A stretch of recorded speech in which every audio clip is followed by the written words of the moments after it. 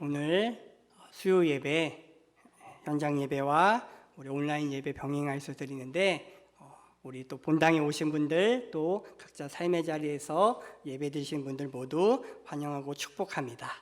잘 나오셨습니다.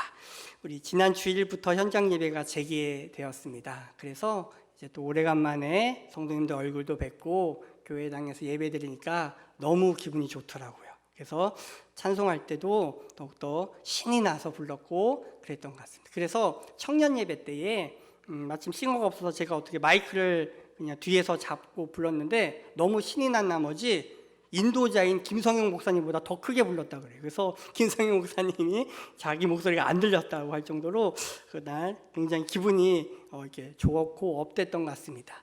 저만 그랬겠습니까? 예배 자리에 나오신 분들도 너무 기뻐했고요.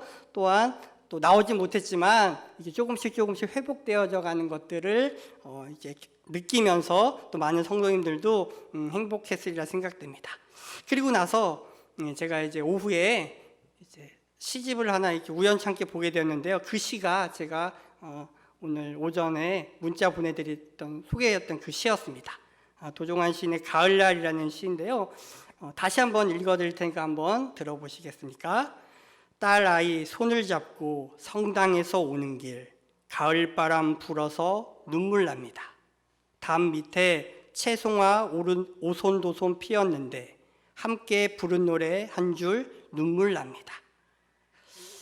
현장 예배가 되어서 사랑하는 우리 교우들과 함께 예배 드리고 나서 몹시 기뻐했고 또 어떤 분들은 그런 현장 예배가 재개됨으로 말미암아 또 기쁨의 눈물도 흘렸을 거라고 생각되어서 이 시가 더욱더 마음에 와닿았습니다. 함께 부른 노래, 우리에게는 찬양이지 않겠습니까? 함께 주님을 높여드렸던 것들, 그런 것들이 우리의 마음처럼 쉽게 되지 못하는 그때를 경험하게 되면 이렇게 시인처럼 한 줄 눈물이 나기도 하지요. 그런데요, 제가 일단 그건 개인적인 제 그런 경험의 바탕으로 이 시가 마음에 와닿았고요. 또 그래서 궁금해서 이 시가 어떤 시인가 검색을 해보았습니다. 그랬더니 이 시인이 감옥에 있는 동안, 그러니까 자신이 뭔가 도둑질했다고 이렇게 나쁜 짓을 했다기보다는 그 어두운 시대 가운데서 어떠한 일에 책임을 지려고 감옥에 이제 가게 되었는데 그 책임지느라 감옥에 가니까 오히려 자신의 딸을 책임질 수 없었던, 그래서 딸이 이렇게 팔이 다쳐서 수술하고 깁스하고 있는데 그것도 모르고 있었던 그런 것들이 마음에 담아서 성당에서 오는 길에 가을바람에 눈물 한 줄 흘렸다라는 부분이 있어서 시인의 마음이 이랬겠구나 생각이 들었습니다. 그 시인은 아마 그때 감옥에서 나오기 전까지 그 감옥에 있는 동안이 몹시 힘들고 어려운 시기였을 거라 생각합니다. 읽어보니까 시도 그거를 몰래 썼대요. 그리고 그 시 쓴 것을 이제 출소할 때 가지고 나올 수가 없는데 어떤 도움의 손길이 있어서 겨우겨우 그 시를 가지고 나왔다고 합니다. 그 가운데 이 시도 들어있는 것 같아요. 나중에 쓰긴 했지만. 그래서 이 모든 것들이 어려운 순간에 우리가 여러 가지 참으로 마음이 어렵고 힘들 때가 있죠. 오늘 성경 우리가 읽은 호세아서도 이런 힘든 시기를 배경으로 하고 있습니다. 어떤 시기였냐면 우상 숭배를 하기 때문에 하나님께서 그 백성들을 이제 징계하겠다라고 말씀을 하세요. 우리가 잘 아는 것처럼 호세아가 그 부정한 여인 고멜을 맞아들인 것이 하나님의 명령으로 맞아들게 됩니다. 그것을 통하여서 영적 음행을 한 이스라엘 백성들에게 깨달음을 주기 위해서, 그러함에도 불구하고 내가 너희를 사랑한다라는 것들을 알려주시기 위하여 호세아에게 그런 경험을 하게 하시고 또 호세아를 쓰게 하셨죠. 그런데요, 이 호세아서 우리가 읽은 14절 15절 바로 앞까지는 하나님이 계속해서 그런 징계하겠다라는 그런 내용이 주를 이룹니다. 그런데 갑자기 내용이 바뀌게 되는 것이 14절과 15절입니다. 그래서 성서학자들은 이것을 놓고 이렇게 이야기합니다. 징계하고 힘들게 했음에도 불구하고 돌이키지 않으니까 하나님께서 마음을 바꿔서 그 자비로우심을 나타내어서 회복시켜 주신 거다라고 이야기하죠. 그러니까 징계의 시기가 지나가고 이제 하나님의 자비의 시대가 이제 또한 임할 것이라는 것들을 말하고 있다고 합니다. 그래서 오늘 우리 14절은 그러므로라고 시작되는데요. 그러니까 우리가 기본적으로 아는 것과는 좀 다릅니다. 그러니까 접속사가 뭐 그러나라고 하면 이해가 되는데 그러므로라고 시작해요. 그래서 앞에 2장 앞부분을 쭉 읽어보니까 그러므로라고 시작되는 부분이 두 군데 더 있습니다. 6절 한번 보시겠습니까? 6절에 보면 그러므로 내가 가시로 그 길을 막으며 담을 쌓아 그로 그 길을 찾지 못하게 하리니 라고 되어 있습니다. 먼저 그러므로, 이 여기서 말하는 그러므로는 이스라엘 백성이 범죄함으로, 이스라엘 백성이 우상 숭배함으로 하나님께서 가시로 그 길을 막겠다라고 이야기합니다. 잘못했으니까 거기서 돌이키게 하시려고 하나님이 막겠다라고 말씀하시고요. 또 두 번째로 9절 한번 보시겠습니까? 2장 9절에 보면 그러므로 내가 내 곡식을 그것이 익을 계절의 도로 찾으며 내가 내 새 포도주를 그것이 맛들 시기의 도로 찾으며 또 그들의 벌거벗은 몸을 가릴 내 양털과 내 삶을 빼앗으리라라고 말씀하십니다. 여기 보면 그러므로 도로 찾겠다, 도로 찾으며 또 빼앗겠다라고 이야기합니다.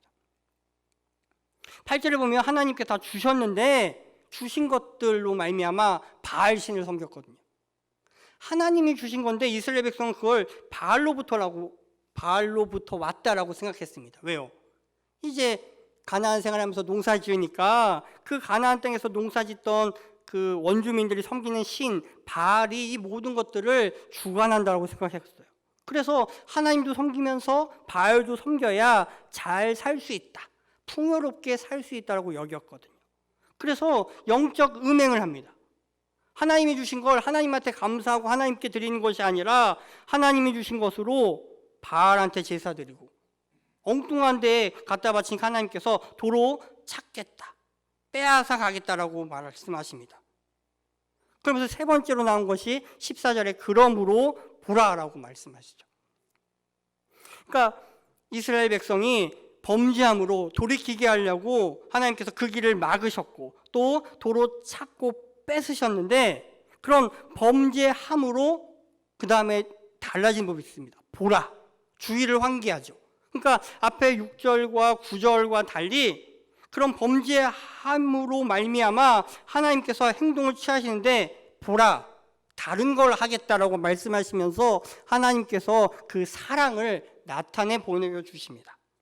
그 이스라엘 백성을 향한 그 하나님의 사랑이 바로 14절과 15절과 또 그 이후에 나오는 부분이고요. 오늘 그 14절과 15절 말씀을 통해서 우리를 향한 하나님 아버지의 사랑, 그 사랑을 함께 나누겠습니다. 하나님 아버지의 사랑은 거친 들로 데리고 가는 사랑이었습니다. 첫 번째 사랑인데요. 거친 들로 데리고 가기 위해서 오늘 말씀 14절에 보면 하나님께서 무엇을 하시냐면 타일러라고 말씀하십니다. 타이르입니다. 그러니까 설득하는 거죠. 안 가려고 하는 이스라엘 백성을 이렇게 곱게 좋은 말로 타일러서 거친 들로 데리고 간다라고 볼 수 있습니다. 왜요? 거친 들로 가는 것을 좋아할 사람이 없거든요. 여기서 말한 거친 들은 다른 표현으로 하면 빈 들, 또 다른 표현으로 하면 광야입니다. 광야는 사람이 살기 적합한 장소가 아니고 그곳은 궁핍함과 부족함이 있는 곳이죠. 그래서 이 가나안 땅에 정착한 이스라엘 백성들, 풍요를 맛본 이들이 이 거친 들로 가는 것을 좋아하지 않았을 겁니다. 그러니까 하나님께서 타일러서 잘 설득해서 거친 들로 데리고 가시는 것을 보게 됩니다. 거친 들, 이 광야는 이스라엘 백성에게는 특별한 의미가 있습니다. 출애굽한 이후에 가나안 땅에 들어가기 전까지 약 40년의 시간을 보냈던 곳입니다. 그래서 그곳으로 다시 데려감으로 말미암아 이스라엘 백성이 이제 출애굽하면서 하나님과 함께 하였던 그 기억들, 주님과의 그 친밀한 시간들, 그리고 훈련받았던 것들을 생각나게 하고 다시금 그 첫사랑을 회복시키기 위하여 하나님께서 이스라엘 백성들을 거친 들로 데려가신 것이죠. 그러니까 하나님의 사랑은 거친 들, 광야로 데려갔다고 해서 우리를 망하게 하려는 것이 아니라 더 좋게 하시려고, 지금 당장은 징계처럼 보이지만 그것으로 말미암아 더 좋은 것을 허락하시려고 하나님께서 거친 들로 데려가신 것이죠. 그래서 우리가 아까 잠깐 살펴봤던 6절에 나온 것처럼 그러므로 내가 가시로 그 길을 막으면 우리는 생각하죠.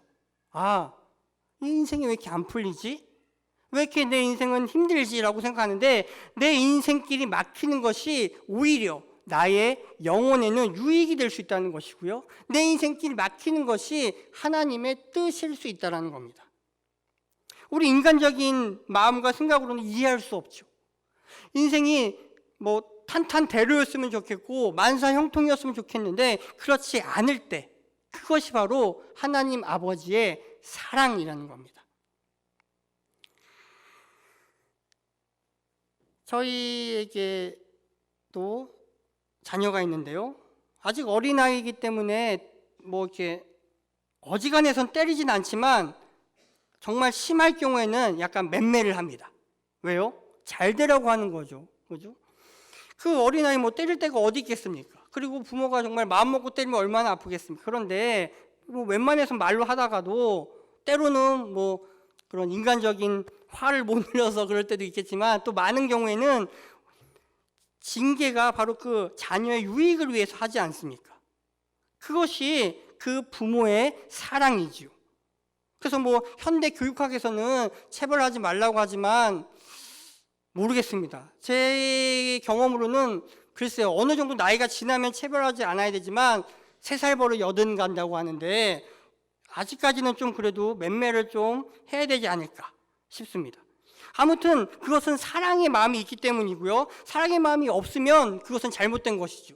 그래서 왜 부모가 자녀를 사랑하는 마음을 때리는 것에 있어서 한국 사회에서는 어느 정도 넘어가 줍니다. 그런데 타인이 자기 자녀를 때리면 어떻게 합니까? 거기에 대해서는 용납하는 사람이 별로 없습니다. 왜요? 그것은 사랑의 마음으로 하는 것이 아니라 본인이 화가 났기 때문에, 본인의 마음이 상했기 때문에 했다고 여기기 때문이죠. 이스라엘 백성을 향한 그 하나님 아버지의 마음도 마찬가지였습니다. 그래서 그 거친들, 빈들 광야로 갔던 것이죠. 그런데요, 이 거친 들로 가는 데 있어서 중요한 건 데리고 갔다라는 부분입니다. 그냥 거친 들로 그냥 보냈다. 너 가서 고생 좀 해봐라 라는 것이 아니라 하나님께서 데리고 가십니다. 데리고 갔다는 얘기는 그곳에서 함께 한다라는 것을 의미하죠. 광야는 살기 힘든 곳이고 척박한 곳이기 때문에 우리 인생에도 광야가 찾아오면 참 힘듭니다. 그래서 왜 남 얘기할 때는 광야가 의미가 있어, 또 광야를 통하여서 성숙해질 거라고 말은 쉽게 하지만 그것이 나의 인생 가운데 찾아오게 되면 참 힘들죠. 어렵죠. 그리고 때로는 광야만 있어서는 더 나빠질 수도 있습니다. 왜요? 쓴뿌리가 생기거든요. 광야라는 척박하고 어려운 환경 가운데서 인간이 성숙되지 못한 경우에는 도리어 그것이 더 나쁜 것으로 돌아오게 됩니다. 그런데요, 오늘 말씀에 나온 것처럼 데리고 가시는 경우 하나님이 함께 하시면 그 광야는 우리에게 의미가 있게 되는 것이죠. 하나님의 사랑이 그 광야 가운데도 함께 하기 때문입니다. 그래서 하나님께서는 거친 들로 데리고 가셔서 말로 위로하시죠. 잘 타일리면서 다시 한번 그 어려움 가운데 있는 이스라엘 백성들을 회복시키기를 원하십니다. 그래서 거친 들로 데리고 가시는 그 하나님의 사랑이죠. 우리도 이 세상을 살아가다 보면 얼마나 많은 마음의 어려움을 경험할 때가 많습니까? 상처를 입을 때가 있고요, 힘들 때가 있어요. 그때 따뜻한 말로 위로해 주는 이가 있으면 다시금 우리가 새 힘을 얻을 수 있습니다. 아, 내 인생이 참으로 힘들고 어려운 가운데서도 내가 다시 힘을 내야지. 이렇게 위로해 주는 이가 있으니 얼마나 좋은지 몰라라고 하면서 다시 힘을 낼 수 있죠. 그런데 어떻습니까? 아무도 위로해 줄 일이 없을 때, 아무도 내 편이 되지 못할 때에 사람은 굉장히 극단적인 선택을 하게 되죠. 그래서 왜 뭐 이렇게 자살하는 경우 꼭 자살하기 전에 누군가에게 SOS 신호를 보낸다고 하지 않습니까? 전화를 걸든 찾아가든 무엇인가 그 사람을 통하여서 위로받기를 바라죠. 그래서 그 위로를 받으면 다시 살 용기를 갖게 되고, 위로를 받지 못하면 극단적인 선택을 하기도 합니다. 마찬가지로 하나님께서는 징계하고 혼내시는 것뿐만 아니라 좋은 말로 위로하시면서 다시금 하나님께로 돌아올 것을, 그 첫사랑을 회복할 것을 말을 통해서 위로하시면서 다독이시는 것을 볼 수 있습니다. 생각해 보십시오. 저와 여러분들이 정말로 범죄함으로 인해 하나님이 징계만 하셨더라면 우리는 지금 이 자리에 있지 않을지런지도 모릅니다. 난 삐뚤어질 거야 라고 했을지도 모르겠고요, 삐딱하게 나갔을런지도 모릅니다. 그런데요, 하나님께서는 징계의 채찍과 함께 사랑의, 위로의 말도 함께 주시는 분이시기에 우리가 그 범죄한 가운데서도 다시 주님께로 돌아오고 깨닫게 되고 그렇게 하나님의 사랑 가운데 머물 수 있지 않습니까? 그래서 오늘 성경은 하나님의 사랑은 거친들, 광야로 데리고 가는 것이 하나님의 사랑임을 우리에게 깨닫게 해줍니다. 두 번째로 포도원을 그에게 주고라고 나와 있습니다.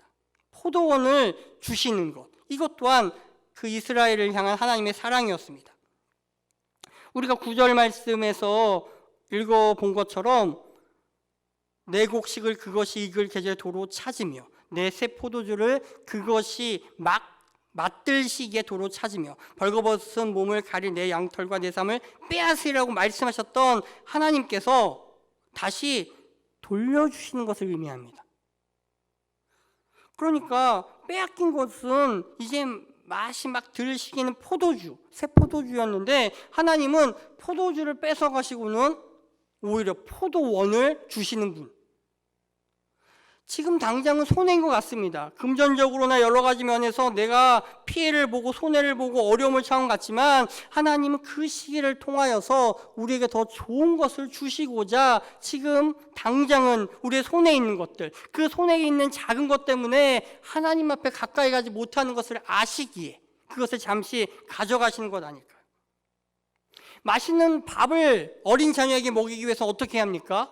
밥 먹기 바로 전에 간식, 손에 든 간식을 뺏어야 합니다.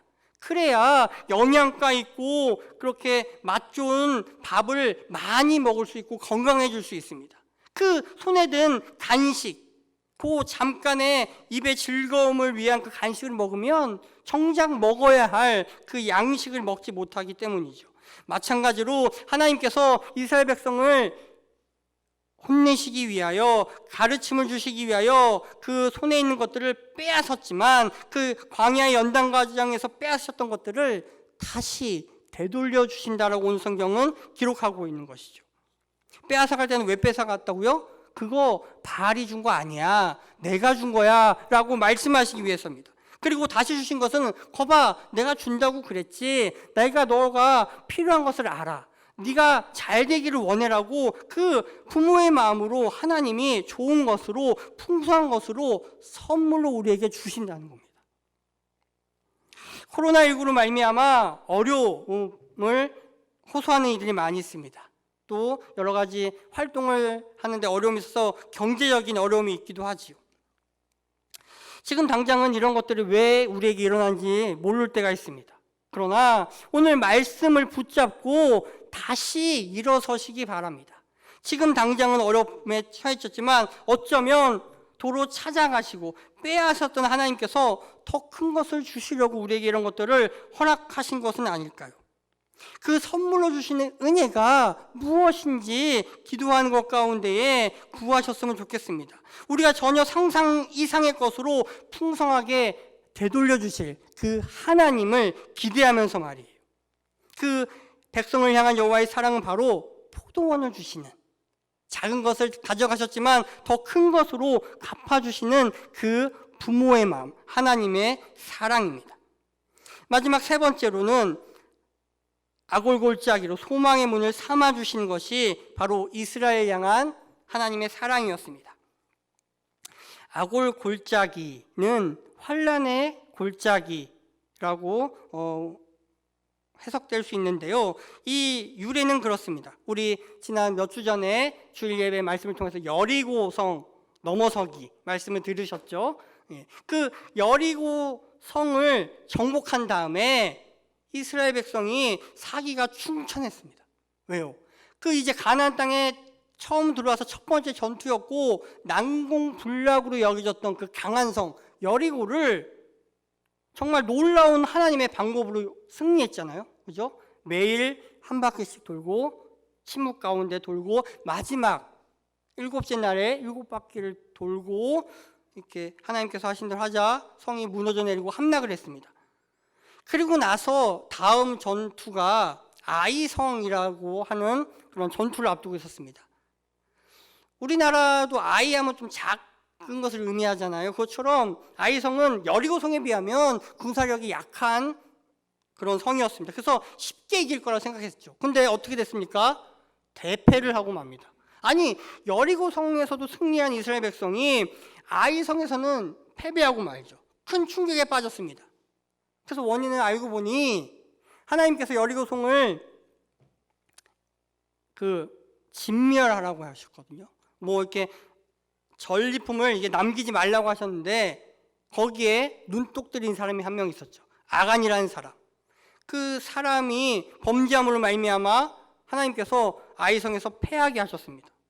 그래서 제비뽑기 과정을 통해서 아간이 이제 발각이 되게 되고 아간과 그의 가족들이 이제 이스라엘 백성들에게 돌에 맞아 죽게 되고 그리고 하나님께 잘못했다고 용서를 구한 다음에 이제 아이성에서 승리하게 됩니다. 그래서 그 아간의 범죄함으로 인한 그 죽은 그 골짜기가 아골 골짜기라고 불려지기 시작합니다. 아코르 골짜기에서 아간하고의 이름이 이게 소리 내는 게 비슷하죠. 그 아골 골짜기. 그래서 이스라엘 백성에게는 그 골짜기는 고통의 골짜기였습니다. 괴롭게 하는 것. 아간의 탐욕과 범죄로 말미암아 이스라엘 백성이 괴롭게 되었습니다. 왜요? 아이성에서 패배하였기 때문에 큰 전력의 손실을 입었고 또 하나님 앞에 범죄하게 됐죠. 그 괴롭게 함으로 말미암아 결국은 아간이 더 큰 고통과 괴로움 속에서 죽어갔습니다. 그래서 이 아골 골짜기는 슬픔의 골짜기, 죽음의 골짜기, 환난의 골짜기, 고통의 골짜기라고 이스라엘 백성들에게 여겨졌죠. 그래서 오늘 이 아골 골짜기라고 말하면 이스라엘 백성들은 이제 다 압니다. 그 힘든 시기, 어렵고 절망적이고 정말로 말로 할 수 없는 그 눈물의 골짜기라는 것을 알고 있죠. 그런데 오늘 성경은 뭐라고 이야기합니까? 그 아골 골짜기로 소망의 문을 삼아 주리니 라고 말하고 있죠. 정말 희망이 없고 절망 가운데서 끝냈어야 할 그곳에서도 하나님께서 소망의 문을 삼아 주시겠다라고 말씀하십니다. 완전히 열린 희망의 문을 상징합니다. 그러니까 닫혀 있었습니다. 이제 가나안 땅에서 더 이상 누구를 상대로 이길 수 있겠습니까? 손쉬울 상대라고 여겨졌던 그 아이성에서 패배한 이스라엘 백성, 그것의 상징인 그 아골 골짜기, 그래서 닫혀 있고 난공불락이고 더 이상 할 수 없었던 그 문을 활짝 열어주시는 것을 의미하죠. 그래서 소망의 문이라는 것은 미래가 활짝 열려있는 소망에 찬 현실을 의미하는 그런 비유적인 표현입니다.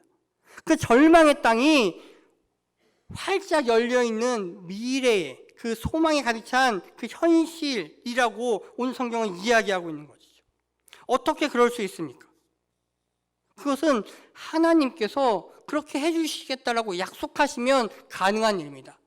인간의 힘으로는 감당할 수 없는 일, 인간의 모든 노력과 지혜를 다 발휘해도 어쩔 수 없어서 허무와 슬픔과 눈물만 가득한 그곳이 주께서 약속하시면, 주께서 말씀하시면 소망의 문이 될 수 있다는 것.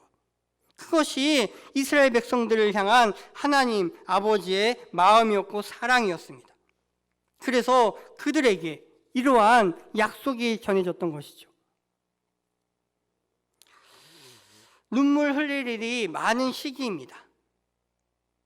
처음 그 아간이 범죄할 당시, 그리고 그 아간을 돌로 쳐 죽이면서 얼마나 마음이 아팠겠습니까? 그럼에도 불구하고 그 범죄함으로 말미암아 하나님께서 원치 않은 것을 하셨다는 것을 알았기에 그것을 해결해야만 됐고, 그 이후에 계속해서 슬픔과 눈물의 상징인 그 골짜기는 우리에게도 여전히 있죠.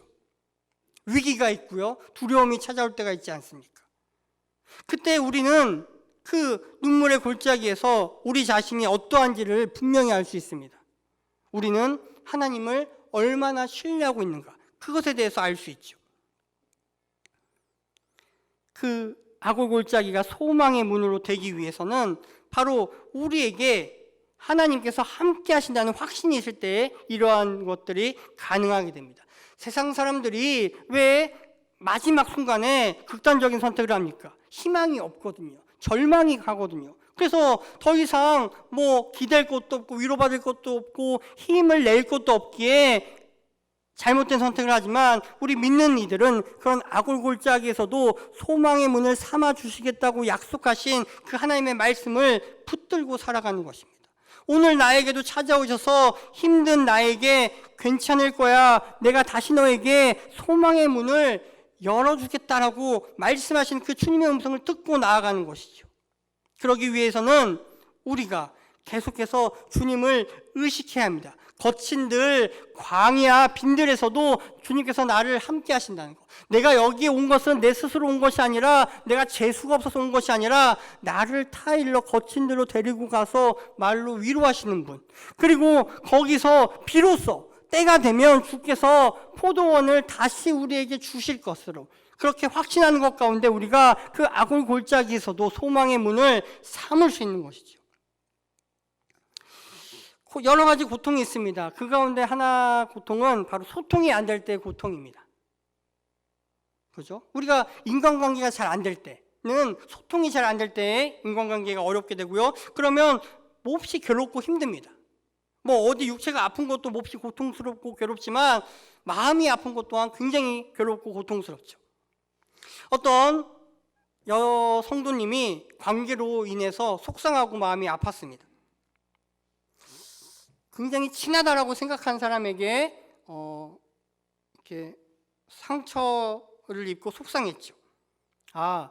나는 그 사람을 그래도 믿었는데, 의지했는데 라고 생각했죠. 그래서 혼자인 듯한 느낌이 들고 몹시 외로웠습니다. 그래서 남편에게 이러한 사실을 이야기했습니다. 그랬더니 이 남편이 위로의 말을 잘 못했나 봅니다. 그랬구나, 속상했구나 라고만 말할 뿐 위로가 전혀 되지 않는 거예요. 그래서 왜 그럴까 이렇게 생각도 하고 기도하다가 한 집사님이 생각났습니다. 그분도 주위를 잘 챙기지만 정작 본인은 챙김받지 못하는 그런 집사님, 외로워 보였던 집사님이었거든요. 그리고 그 청년 시절에 그 집사님이 예전에 그 여성도님한테 편의점 같은 데 가서, 우리 같은 사람은 피곤하고 당 떨어질 때 초콜릿이나 이런 거 한번 먹어야 돼, 한번 골라봐 해서 먹었던 기억이 갑자기 났다고 합니다. 갑자기 나서 그 집사님께 쿠폰을 보내죠. 초콜릿 쿠폰. 그 얼마 안 되는 그것이 생각나서 보냈다고 합니다. 그랬더니 그 집사님이 힘이 난다며 그 쿠폰을, 또 다른 쿠폰을 보내주셨는데, 초콜릿 쿠폰과는 금액면에서 몇 배나 더 비싼 것으로 보내주셨다고 하죠. 근데 그 집사님이 사실은 아픈 아내를 돌보고 있는 상황이었거든요. 어렵겠죠, 힘들겠죠. 그런데 그런 자신을 기억하고, 비록 금액은 얼마 안 되지만, 작지만 따뜻한 마음이 느껴지는 선물에 고마워하면서 자신이 받은 것보다 훨씬 더 값진 것으로 상대방을 더욱더 격려해 준 거예요. 그래서 이 여성도님이 이러한 일로 말미암아 큰 위로를 받았다고 합니다. 그 고통 가운데서 몹시 괴로워했던 것을 제가 들었거든요. 그런데 그 가운데서 그 작은 것으로 말미암아 힘을 얻었던 것이죠. 소통이 안 됐는데 다른 이와 소통하면서 그 고통을 이겨나게 되었고, 또 기도하는 것 가운데 그 관계가 어렵고 속상했던 그 사람과도 잘 풀렸다고 합니다. 분명히 우리가 신앙생활 하면서 이런 경우를 경험하게 됩니다. 믿었는데, 그죠? 우리 왜 믿지 않는 친구가 있고 믿는 친구가 있으면 우리가 아무래도 믿는 친구를 더 의지하게 돼요. 왜? 영적인 대화를 할 수 있잖아요. 그래서 믿지 않는 친구도 굉장히 친한 친구가 있지만 어느 선까지만 이야기하고 돼요. 영적인 부분은 이야기할 수 없어요. 근데 그 믿었던 친구로 말미암아 속상하면 정말 그것이 괴로워요. 고통스럽죠.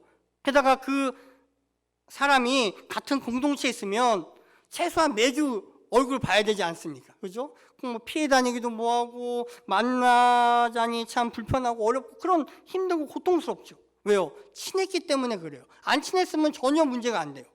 친했기 때문에, 가까웠기 때문에 더욱더 큰 고통이 있죠. 그래서 정말 그 자리가 슬픔의 자리고 외로움의 자리고 그것을 말미암아 어찌할 바를 몰라 할 때에 거기서도 우리는 기억해내야 되는 거죠.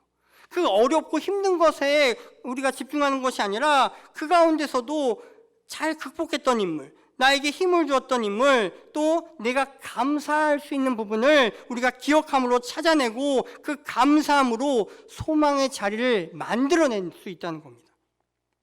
이 소망의 문이 되는 것은 첫 번째로 아까 말씀드렸다시피 하나님이 해주셔야 할 수 있습니다. 인간적으로 힘을 할 수 없습니다. 그 하나님이 약속하시는 그 말씀 위에 그 일이 이루어질 수 있으며, 그 말씀이 있었다면 두 번째, 그 자리 가운데서 악올 골짜기에서도 우리는 소망의 문을 만들어내야 되며 소망의 문을 찾아낼 수 있어야 됩니다. 비록 우리 눈엔 보이지 않습니다. 우리의 눈은 가리워져 있습니다. 그러나 그것을 어떻게 볼 수 있습니까? 어떻게 찾아낼 수 있습니까? 바로 감사를 통하여서 그 소망의 문이 열릴 수 있습니다. 오늘 말씀에 보면 15절 하반절은 이렇게 기록되어 있습니다. 그가 거기서 응대하기를 어렸을 때와 애굽 땅에서 올라오던 날과 같이 하리라.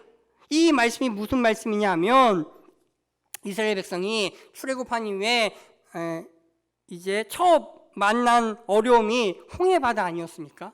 그죠? 뒤에서는 이집트의 특별 군대, 마병들이 쫓아오고 앞에는 홍해바다가 놓여있고, 그 가운데서 어찌할 바를 몰라 했을 때 하나님께서 동풍으로 홍해를 가르시고 그 마른 땅으로 무사히 건너가게 하시고 뒤쫓아오던 이집트 애국 군대를 수장시키신 그때에 이스라엘 백성들이 찬양합니다. 노래합니다. 하나님께서 하셨습니다라고 환호성을 지르며 그렇게 하나님을 높이죠. 그거 부분입니다. 어렸을 때. 왜요? 가나안 땅에 들어간 것은 그 출애굽 당시 20살보다 어린 자녀들만 들어갔지 않습니까? 그러니까 이 가나안 땅에 들어간 이들은 바로 어린이들이라고 할 수 있는 20살보다 어린 자녀들, 그 어렸을 때입니다. 그리고 애굽 땅에서 올라오던 날과 같이 하리라. 그때 이스라엘 백성이 막 기쁨의 찬양, 감사의 찬양을 올렸던 것처럼 그렇게 한 것이 나오는 거죠. 그러니까 다시 성경을 보면 이 소망의 문으로 삼아 주심으로 말미암아 기쁨의 찬양을 하기도 하고요. 또한 이 소망의 문을 만들기 위해서는 이 기쁨의 찬양을 하면 자연스럽게 이런 것들도 문이 열리게 되고 보이게 된다는 것이죠. 여러분, 그 슬픔과 외로움의 자리, 악올 골짜기 거친 들과 같은 그 자리에서 굴복하지 않고 그곳에서 하나님의 행하신 일들을 기억하십시오. 그리고 그곳에서 하나님께서 행하신 것들을 같이 꿈꾸며 바라보았던 그 믿음의 동역자들을 기억해내십시오. 그리고 그 모든 것들을 허락하신 그 하나님께 감사함으로 악올 골짜기로 소망의 자리로 만들어내시길 바랍니다. 여러분의 삶의 자리는 지금 어떠하십니까? 거친 들이십니까? 여러분의 삶의 자리는 어떠하십니까?